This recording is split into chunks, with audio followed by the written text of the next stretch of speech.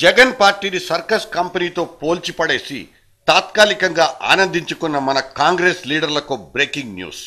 Political ఇండస్ట్రీలో 125 ఏళ్లుగా నానిపోయిన అఖిల భారత కాంగ్రెస్ కూడా సర్కస్ కంపెనీకి ఈక్వలేనంటూ ఒక కాంగ్రెస్ పెద్ద మనిషే కుండ బద్దలు కొట్టుకున్నారు. మాజీ మంత్రి, కాంగ్రెస్ సీనియర్ సిటిజన్లలో ఒకరు అయిన మణిశంకర్ అయ్యర్ ఒక పుస్తకావిష్కరణ సభలో ఈ మేరకు సెలవిచ్చి మనబోటి వాళ్ళందరికీ కళ్ళు తెరిపించారు. तो कांग्रेस हमेशा एक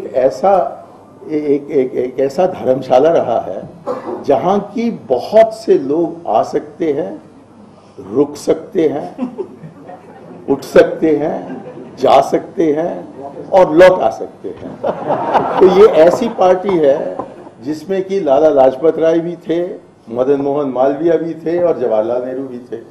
ये एक ऐसी पार्टी है जहां की उत्तर प्रदेश में पुरुषोत्तम दास टंडन थे और दिल्ली में जवाहरलाल नेहरू थे. ये एक ऐसी पार्टी है जिसमें कि अनेक दृष्टिकोण के लोग इकट्ठा रह सकते हैं. కాంగ్రెస్ లీడర్లలో 90% జోకర్లేదని తేల్చిపాడేసిన అయ్యర్ వారి మాటలో నిజమెంతో తెలియదు, కానీ ఆయనకున్న అపారమైన సీనియారిటీని లెక్కలో తీసుకుంటే మాత్రం ఆయన మాటల్ని కొట్టిపారేసే హక్కు మనకు అస్సలుండదు. సోనియమ్మ, ఆమె రాజకీయ సలహాదారు అహ్మద్ పటేళ్ల ఇళ్ల కంటే ఢిల్లీలో మోస్ట్ హ్యాపెనింగ్ అడ్రస్ వేరేదేదీ ఉండదంటారు మణి సార్. మెడకాయ మీద తలకాయ ఉన్న కార్యకర్తలు ఎవ్వరూ ఏఐసిసి ఆఫీసున్న 24 అక్బర్ రోడ్డు మీదకి వెళ్లరన్నది ఆయన మాట.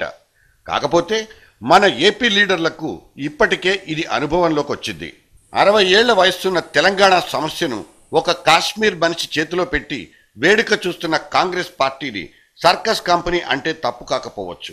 ఒక ఆరోగ్య మంత్రిగా దేశం సుస్థి పడకుండా కాపాడాల్సిన ఆజాద్ వారు ఫేసుల వారీగా మన లీడర్లని ఢిల్లీ పిలిపించుకుని సిట్టింగుల మీద సిట్టింగులేయటం కాంగ్రెస్ కల్చర్కు మచ్చుతునక. గుర్తు చేసుకుంటే ఇటువంటి మచ్చుతునకలు మనకు బోలెడని దొరుకుతాయి.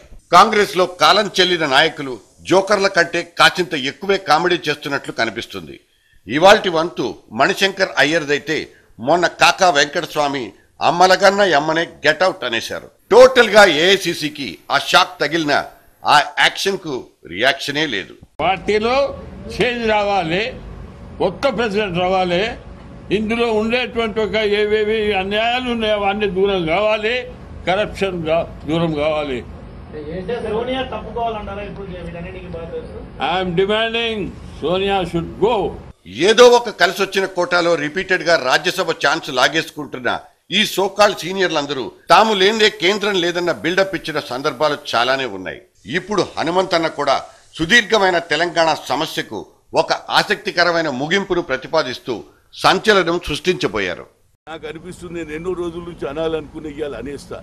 ఎందుకంటే ఈ హైటెక్ సిటీని చూసి మేము ఎట్లా వదలాలంటున్నాం. ఈ హైటెక్ సిటీ 10 ఏళ్ళు మీరే పెట్టుకోని రా బాబు, ఎవడొద్దు అంటున్నాడు. ఈడ కామన్ క్యాపిటల్ పెట్టుకొని మీరే ఉండు, 10 ఏళ్ళ తర్వాత వెళ్ళిపోండి. ఈ హైటెక్ ఎట్లా ఇవ్వాలనేది ఉన్నది. ఎందుకంటే నేను ఇప్పుడు వస్తూ అంతా చూసినా, ఇవన్నీ చూసినాక ఎవరికైనా జర పాన కలకల అంటుంది. అందుగురించి 10 ఏళ్ళ వరకు మీరు ఈడనే ఉండు, మేము ఆ పాత అసెంబ్లీలు ఉంటాం.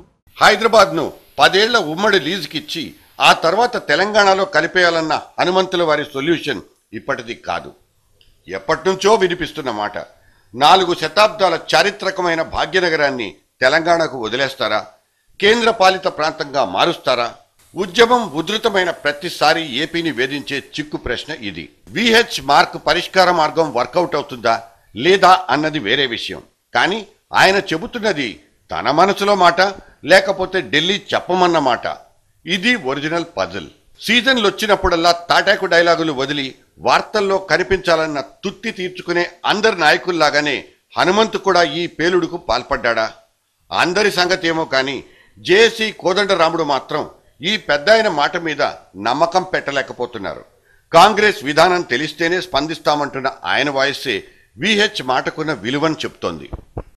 ఇక్కడ జీరో వాల్యూకు పడిపోయినా ఢిల్లీలో వీళ్ళందరూ హీరోలేనని ఒకప్పటిదాకా మనం కూడా నమ్ముకున్నాం. మరి మేడం దగ్గర వీళ్ళ ఫేస్ వాల్యూ దారుణంగా పడిపోయిందని, 60+లందరూ హైకమాండ్ దగ్గర పూచిక పుల్లలతో సమానమని కొత్తగా వినిపిస్తున్న వార్త. యువరాజా వారు రంగంలోకి దిగితే 50 దాటిన లీడర్లే చెల్లని కాసులైపోతారు. అందులో అనుమానమే అక్కర్లేదని ఈ పాటికే మొదలైన రాహుల్ కసరత్తే చెబుతోంది. అందుకే చివరాఖరు దశలో ఉనికిని కాపాడుకునే వెంపర్లాటలో భాగంగానే టీవీల ముందు ఈ ఆయాసపు డైలాగులు వదులుతున్నారని అనుకోవచ్చా?